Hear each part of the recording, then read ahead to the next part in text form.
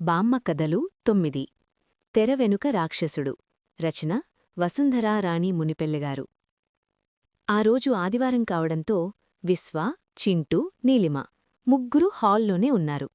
కాని ఒకరితో ఒకరు మాట్లాడుకోవడంలేదు.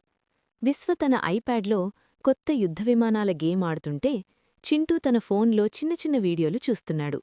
నీలిమ తన ట్యాబ్లో డిజిటల్ పెయింటింగ్ వేస్తోంది. ఇల్లంతా నిశ్శబ్దంగా ఉంది. కేవలం ఆ యంత్రాల నుండి వచ్చే శబ్దాలు తప్ప మనుషుల మాటలు వినిపించడంలేదు.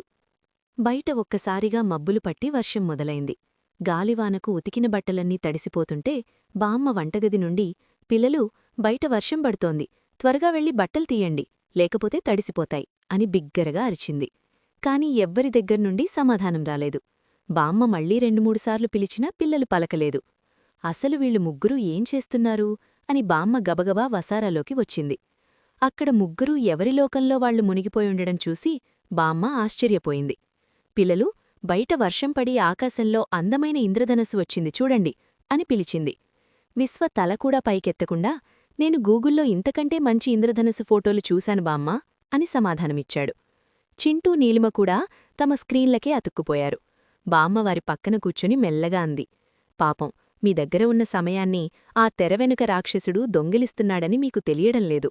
సమయం ఒక్కటే కాదు, మీ కంటి ఆరోగ్యాన్ని, అసలైన ఆనందాన్ని కూడా దొంగిలిస్తున్నాడు. ఆ తెరవెనుక రాక్షసుడు పేరు వినగానే పిల్లలు ఒక్కసారిగా తమ గ్యాడ్జెట్స్ పక్కన పెట్టి బామ్మవైపు చూశారు. ఎవరా రాక్షసుడు బామ్మా అని అడిగాడు విశ్వ.